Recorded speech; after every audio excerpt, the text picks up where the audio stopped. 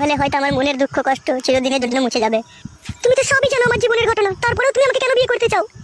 এই খেলাপাতির এই দুনিয়ায় আমরা খেলা করতে এসেছি, কার ভাগ্যতে কাকে ভগবান লিখে রেখে দেয় তিনিই শুধু জানে। এমনও তো হতে পারে বৌদি, আমার ভাগ্যতে তোমাকে চিরদিনকার জন্য ভগবান লিখে দিয়েছে।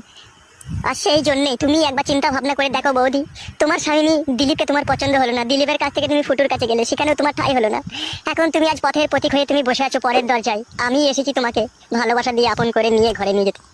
এই সবই উপরওয়ালার ইচ্ছা বৌদি, শুধু তুমি একবার রাজি হয়ে এলাও যে আমার সাথে চলো, আমার বউ হয়ে সারা জীবন তুমি আমার ঘরে থাকবে। তোমাকে আদর ভালোবাসা ও সোহাগে আমার বুকে যত্ন করে রেখে দেবো, কখনো কোনোদিনও তোমাকে সরে বসতে বলবো না। তোমার যদি কখনো জ্বর আসে আমি তোমার হয়ে রান্না করে দেবো, তো কখনো যদি তোমার হাত পা যন্ত্রণা করে তোমার জন্য আমি ঘর ঝাড় দিয়ে দেবো, তোমার জন্য আমার জীবন দিয়ে দিতে পারবো, সব করতে পারবো, শুধু তুমি আমাকে বিয়ে করো। তুমি আবার আমাকে কখনো কোনোদিনও ছেড়ে চলে যাবে না তো? কখনো তুমি আমাকে পর করে দেবে না তো? নাউজুবিল্লাহ, আস্তাগফিরুল্লাহ, এই কথা শোনাও পাপ বৌদি, কখনো কোনোদিনও তোমাকে আমি সরে বসতে বলবো না বৌদি। তুমি আমাকে সত্যিই ভালোবাসো? সত্যিই তুমি আমাকে বিয়ে করতে চাও? এই বুকের ভিতরে জানটা যতদিন জিনতে থাকবে ততদিন আমি তোমাকেই ভালোবেসে যাবো, তোমাকে ছাড়া আমি দু চোখে অন্ধ হয়ে থাকবো। তুমি বিহীন আমি একটা বিধবা, আমি এইদিকেও তাকাবো না। কোনো আই বড় 16 বছরকার যুবতী কন্যা এসে যদি সবকিছু খুলে দিয়েও বলে ফুটো তুমি আমার উপর একবার চাপো, তবু আমি চাপবো না বৌদি, তবু আমি চাপবো না। আমি শুধু তোমাকেই জান ভরে দেখতে চাই। সত্যি বলছো তো? তুমি ভালোবাসা দিয়ে আপন করে পরে আবার কখনো দূরে সরিয়ে দেবে না তো? একবার তো আমার বউ হয়েই দেখো, বুকের ভিতরে গোপন খাঁচায় তোমাকে বন্দি করে রাখবো, যে খাঁচা থেকে কেউ কখনো তোমায় নিয়ে যেতে পারবে না, শুধুই তুমি আমার হয়ে থাকবে।